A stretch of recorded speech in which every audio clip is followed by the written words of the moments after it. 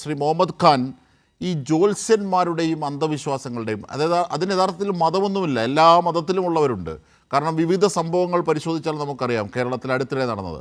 ഇപ്പോൾ ഗ്രീഷ്മയുടെ വിഷയത്തിലും അത്തരത്തിലൊരു ഷാരോൺ വധക്കേസുമായി ബന്ധപ്പെട്ടും അങ്ങനെ ഒരു എലമെൻ്റ് ഉണ്ടായിരുന്നു.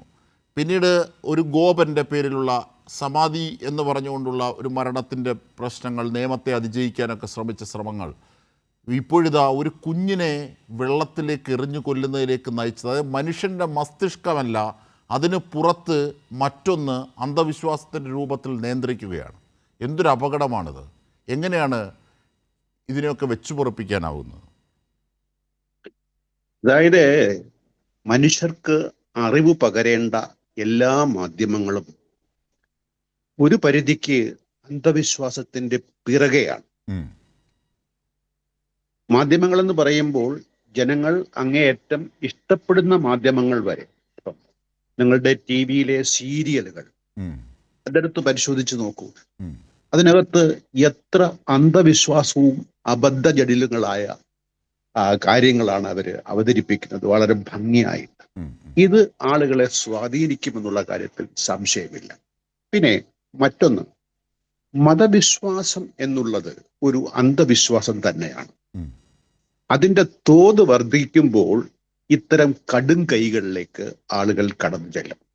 ഇപ്പം ദൈവം എന്നുള്ളത് എൻ്റെ ദൃഷ്ടിയിൽ ഇല്ലാത്ത ഒന്നാണ്. അതുമായി ബന്ധപ്പെട്ട എല്ലാ കഥകളും കള്ളക്കഥകളാണ്, മെനഞ്ഞെടുത്ത കഥകളാണ്. ഈ കഥകളിൽ വിശ്വസിക്കുന്ന ആളുകൾ ആ കഥകളിൽ നിന്ന് സ്വയം കഥകൾ മെനഞ്ഞെടുത്തുകൊണ്ട് അവരുടെ പ്രശ്നങ്ങൾക്ക് പരിഹാരം കാണാൻ തേടുമ്പോൾ ഇത്തരം കുറുക്കു വിദ്യകൾ അവരുടെ മുമ്പിൽ ഉയർന്നു വരും.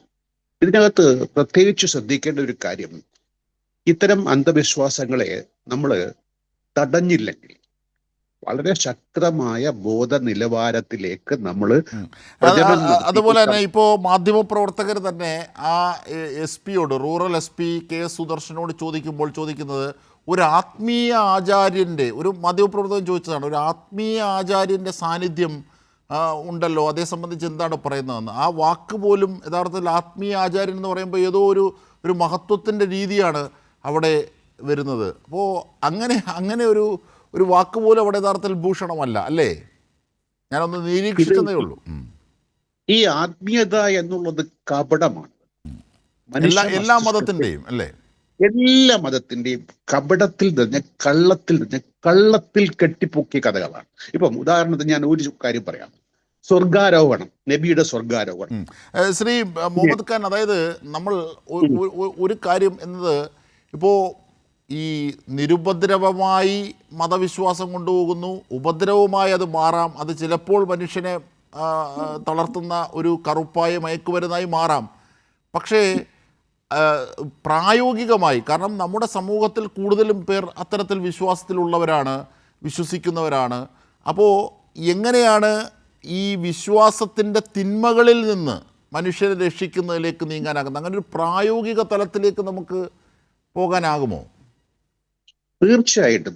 എൻ്റെ ഒരു അഭിപ്രായത്തിൽ ഈ അന്ധവിശ്വാസ ജടിലമായ വർത്തമാനങ്ങളുടെ കുറവാണ് യഥാർത്ഥത്തിൽ സംഭവിച്ചുകൊണ്ടിരിക്കുന്നത്. പക്ഷെ നമുക്ക് മാറി തോന്നാം. കാരണം ഇപ്പോൾ എല്ലാം റിപ്പോർട്ട് ചെയ്യപ്പെടുന്നുണ്ട്.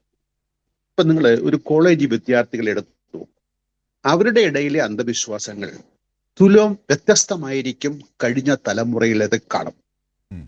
അതുകൊണ്ട് ഇത് ഒരു ശുഭാപ്തിയുള്ള വിശ്വാസമുള്ള ആളാണ്. ഇത്തരം അന്ധവിശ്വാസങ്ങൾ സമൂഹത്തിൽ, അതിന് നമ്മുടെ മുമ്പിൽ സഞ്ചരിക്കുന്ന സമൂഹങ്ങളെ എടുത്ത് പരിശോധിച്ചാൽ വളരെ വ്യക്തമായി നമുക്ക് മനസ്സിലാകും. അവരൊന്നും ഇത്തരം അന്ധവിശ്വാസങ്ങളിലും കെട്ടുകഥകളിലും അമ്മച്ചി കഥകളിലും വിശ്വസിക്കുന്നില്ല എന്നുള്ളതാണ്. അവർ വിശ്വസിക്കുന്നത് ഭൗതിക സാഹചര്യങ്ങളിലും ജീവിത സാഹചര്യങ്ങളിലും മെച്ചപ്പെടുത്താൻ. തീർച്ചയായും അങ്ങനെ ശാസ്ത്രബോധം വളർത്തേണ്ടത് അനിവാര്യമാണ്.